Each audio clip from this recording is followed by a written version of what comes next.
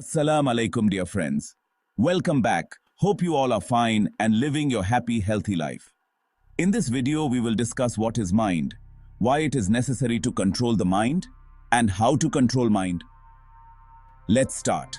So first, you have to understand the difference between your mind and intelligence. Mind. Mind is always in search of pleasure. Mind always says, I want this. I want to enjoy this. Mind always gets there where minimum effort and maximum pleasure is. Our five senses collect the experiences around us and send signals to the mind. When these experiences come through the senses, the mind is being controlled by those experiences. The mind is relating to those experiences in terms of enjoyment and suffering. I don't want this because this is causing me suffering, but I do want this because it is causing me enjoyment. Mind doesn't see if things are right or wrong. Intelligence. Intelligence is so much powerful than your mind. This is a decision maker and knows what is wrong and what is right to do. If your intelligence control your mind, then no one stop you to become successful. But most of the people doesn't have control over their mind. In fact, their mind is control their intelligence. To get a clear picture, consider the example of a car. Imagine a car as a whole representing your body. Your five senses are like different parts of the car, such as the headlights, wheels, engine, and so on. The driver represents your mind, while the owner of the car, who is sitting in the back seat, is your intelligence. If your driver listens to you, then the car goes in the right direction. But if the driver doesn't listen to you and goes wherever he wants, then he doesn't have control over you. Sri Krishna explains this in the Bhagavad Gita, comparing the chariot to the body. If you make your intelligence more powerful than your mind, then it will listen to you. But the real fact is, the mind always goes for pleasure, so you have to try again and again. If you can't control your mind, then it will control your intelligence. Your mind can be your greatest friend if you control it, but if it controls you, it becomes your greatest enemy. So, how to control the mind? These are some steps you can start with. Make peace with your mind. Engage with your mind. Talk to yourself. Make your mind a best friend of you. Make your intelligence and mind best friends. Intelligence comes from better understanding. Realize your thoughts are just thoughts. Whatever you are thinking is just illusion. Your thoughts come from your past experience. So don't frustrate about why am I thinking like that. Start to get new experiences which are healthy for your mind. Observe your own mind. Be conscious around yourself. Be completely aware about your thoughts. Try to give order to it. Give some diff task to perform and observe how it reacts. It improve your focus.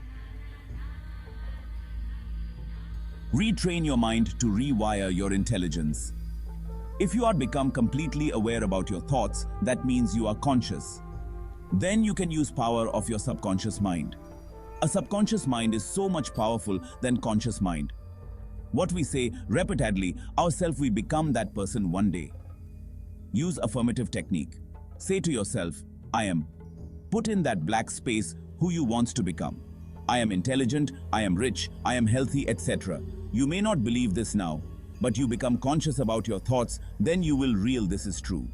But remember, there are two opposing proofs. You can't control, you can control. Proof that you cannot control the mind is seen when you try to not think. Attempt this exercise. Be prepared to not obey the instruction that I'm going to tell you. Just relax after listening the instruction. Do not obey. Do not think on purpose. Listen, but do not follow the instruction. Ready for the 10 seconds of abiding challenge? Instruction. Think of types of fruit that are red. 1, 2, 3, 4, 5, 6, 7, 8, 9, 10. See? That's proof that your mind churns without your permission. See? That's proof that the mind responds automatically. See? That's proof that life's spurs are potent and work the mind. See? There's almost no chance of controlling life's spurring. See? No doesn't mean no to a mind. Just saying no is impossible. See? Even a slight attending starts brain churn. The mind relentlessly is stimulated into thinking. Life exhausts the brain. Most folks can hardly add any additional thoughts on purpose. Monks and nuns know this and have quiet places to live to avoid having their minds marauded. This gives them more mental room for God. Proof that the mind can be controlled is that you've read the words of this exercise without being all that distracted by side thoughts taking your attention away from the reading process. Despite up to thousands of other additional thoughts, you have actually read this far into this essay. You have cherry-picked this essay's sentences out of a thought flurry. Between sentences, between words, even between letters of words, side thoughts, largely ignored, are jammed into a person's attempts to be coherently attentive, instead of being commonly scatterbrained. See the challenge? We can hardly ride any train of thought. We're buffeted by errant excitation. We can find ourselves zoned out dozens of side thoughts later and off topic, for whole minutes at a stretch. This was not always the case. Long ago, pristine minds were the norm. Stray thoughts happened once every few decades at most. All of creation was coherent. High fidelity was the rule. Most of life's content was blissful silence. Then it gradually got noisier. And today, we have minds that are as if bucking broncs that can hardly be ridden. Clarity is a rarity. We have riots ongoing between our ears, and it's getting worse. What to do? How to have less excelsior thoughts? How to efficiently think? How to avoid assorted mental indulgences? How to shoo away an unwanted fixation? How to train the mind? You already know dozens of ploys and tactics, and you use them. To control the mind, your skill set ranges from tying a string around a finger to post-it notes, to getting enough sleep to right diet, to having clear goals to caffeine, to taking notes to sitting up straight to whatever.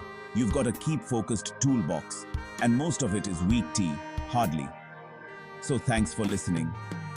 Dr. Mind Tilland, hope you understand the tips and tricks to control the mind.